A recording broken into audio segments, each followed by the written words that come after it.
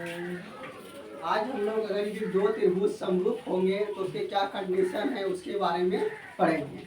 तो सबसे पहले आते हैं हम लोग, अगर यदि दो त्रिभुज मान लेते हैं ए बी सी तथा त्रिभुज डी ई एफ समरूप है। क्या है? त्रिभुज अगर ए बी सी त्रिभुज डी ई एफ अगर यदि समरूप है तो क्या कंडीशन हो सकते हैं उसके बारे में पढ़ेंगे।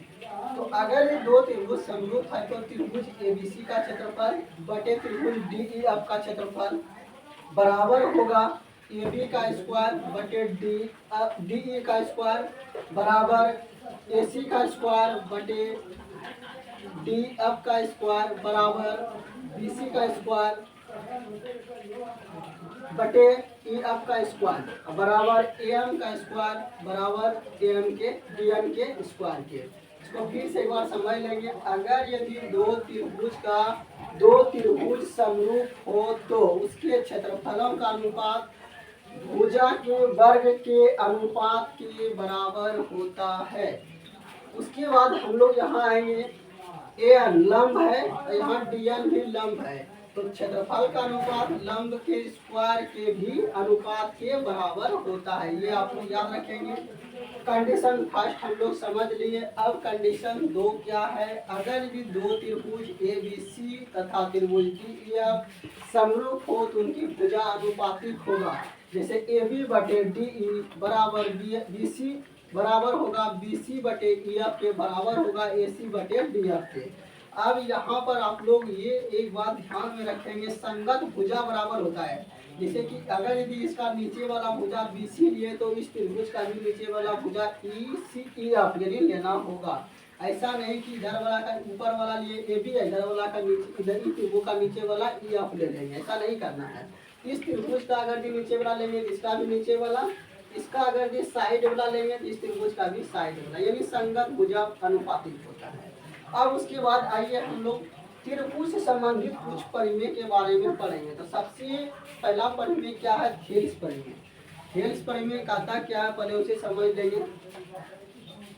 किसी त्रिभुज में एक भुजा के समांतर खींची गई रेखा अन्य दो भुजाओं को जिन दो बिंदु पर प्रतिच्छेद करती है परस्पर समान अनुपात में विभाजित करता है। इसको हम लोग उदाहरण के द्वारा समझेंगे। मान लेते हैं बीसी कोई त्रिभुज है। अगर यदि इसमें बीसी के समांतर हम डीई रेखा को खींचें तो डीई रेखा एबी रेखा को डी बिंदु पर और एसी रेखा को एसी भुजा को ई बिंदु पर प्रतिच्छेद करता है। तो क्या कंडीशन होंगे? एडी बटे डीबी, एडी बटे डीबी बराबर होगा एई बटे इसी के। एडी बटे डीबी बराबर होगा एई बटे इसी के, या हम लोग ऐसे भी इसको बोलेंगे एडी बटे एबी बराबर एई बटे एसी के। जहाँ लिखना होगा कि डीबी समांतर है बीसी के। अब उसके बाद हम लोग आते हैं थेल्स परिमेय में। अगर यदि छोटे वाले त्रिभुज का क्षेत्रफल एक है तो बड़े वाले का क्षेत्रफल यानी कि चतुर्भुज डी ई। अगर यदि किसी त्रिभुज में एक भुजा के समांतर रेखा खींची जाए तो त्रिभुज का क्षेत्रफल 1:3 में विभाजित होता है। यानी कि अगर यदि कोई त्रिभुज है उसमें बीसी के समांतर अगर डी भुजा हम खींचे, डी रेखा खींचे तो त्रिभुज ए डी ई का क्षेत्रफल अगर यदि 1 होगा तो पूरा त्रिभुज ए बी सी का क्षेत्रफल 4 होगा। 1 + 3 4, या दूसरे रूप में समझ सकते हैं ए डी सी का क्षेत्रफल 1 होगा तो डी ई सी बी का क्षेत्रफल 3 होगा। यानी उसको एक लाइन में इस तरह से समझ सकते हैं कि त्रिभुज एरिया ऑफ त्रिभुज ए डी ई बटे एरिया ऑफ त्रिभुज ए बी सी, यानी इस छोटे वाले त्रिभुज का क्षेत्रफल और बड़े वाले त्रिभुज के क्षेत्रफल का अनुपात 1:4 होता है। इस लाइन को आप लोग समझेंगे या याद रखेंगे। उसके बाद हम लोग आते हैं, अगर यदि डीई रेखा 1 सेंटीमीटर है तो बीसी रेखा जो होगा कितना होगा? 3 सेंटीमीटर होगा। यानी कि ये जो है क्या बोले इसको डीई, यानी कि डीई जो है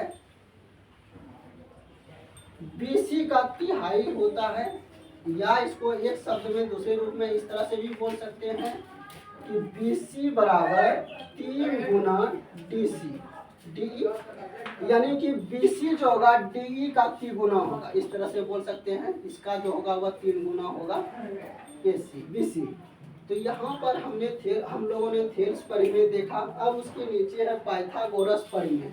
पाइथागोरस परिमेय आसान है। समकोण त्रिभुज में कर्ण का वर्ग अन्य दो भुजा के वर्गों के योगफल के बराबर होता है। और आप लोग पहले ही क्लास में पढ़ चुके हैं कि समकोण त्रिभुज में कर्ण होते हैं, लंब होते हैं, आधार होते हैं। कर्ण क्या है? सबसे लंबी भुजा को कर्ण कहेंगे। अब इसमें लंब का कंफ्यूजन होता है। लंब की परिभाषा क्या है? समकोण त्रिभुज में न्यून कोण के सामने की भुजा को लंब कहेंगे। लंब हो गया, कर्ण हो गया, नीचे वाले आधार हो गया। अब उसके बाद हम लोग अलग से कुछ पढ़ लेंगे। अगर यदि आयत में इस प्रकार से आयत के अंदर कोई बिंदु O पर अगर यदि BD और AC काटे तो उस स्थिति में OB का स्क्वायर प्लस OD का स्क्वायर और AO का स्क्वायर प्लस OC के स्क्वायर के बराबर होता है। अब उसके बाद हम लोग आयत पढ़ लिए। अब वृत्त के बारे में पढ़ेंगे। अगर यदि वृत्त की दो जीवा एक दूसरे को प्रतिच्छेद करें इंटरनल, तो उस स्थिति में AP यानी AP गुना PB बराबर होगा CP गुना PD के।